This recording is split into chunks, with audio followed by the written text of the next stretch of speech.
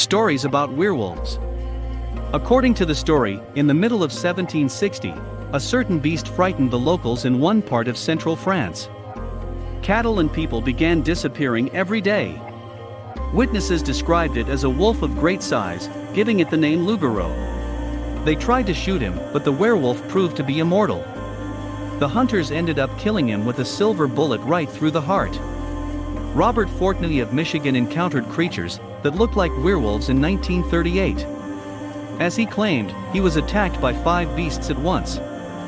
He even shot one of them, but was horrified when the most ferocious beast stood on its hind legs and looked at him with a sneer. Here is a relatively recent case.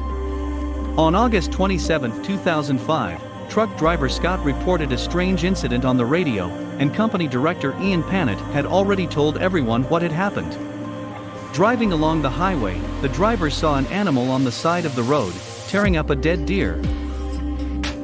According to him, the beast was unlike any known, a mixture of a wolf and a monkey. Today, such widespread popularity of lycanthropy is promoted by the huge number of movies about werewolves and vampires.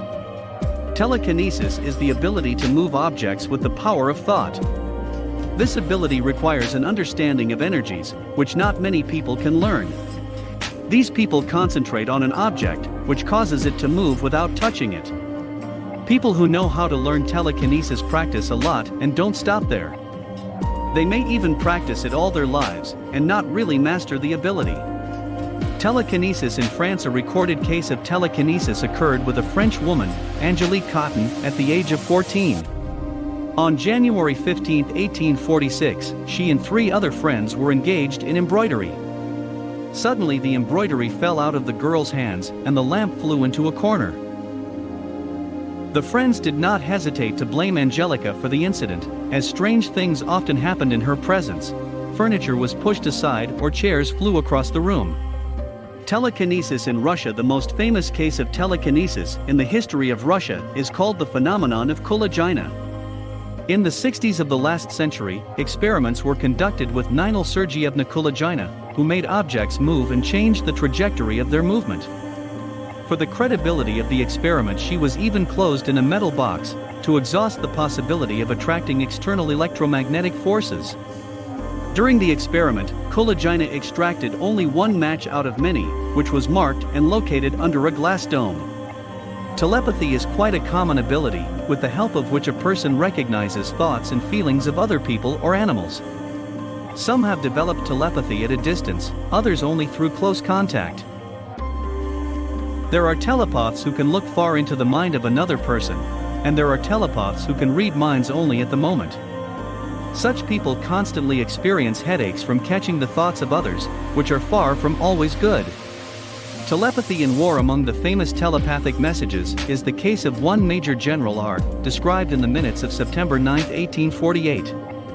This military man was seriously wounded during the siege of Multan and, realizing that the end was near, asked for his wedding ring to be removed and given to his wife.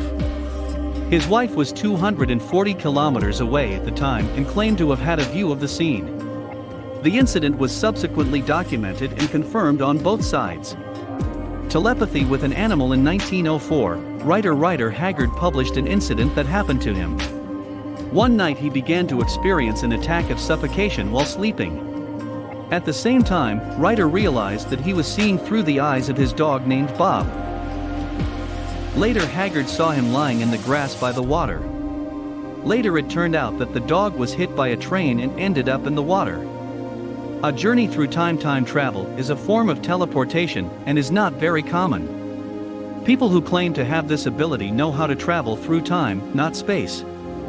This is very dangerous because they can cease to exist or interrupt the course of any historical events. Theoretically, scientists are willing to accept the fact that time travel is quite possible. Thus, the Israeli scientist Amos Ori scientifically substantiated such travel through research. World science already has the necessary theoretical knowledge to argue that a time machine is possible.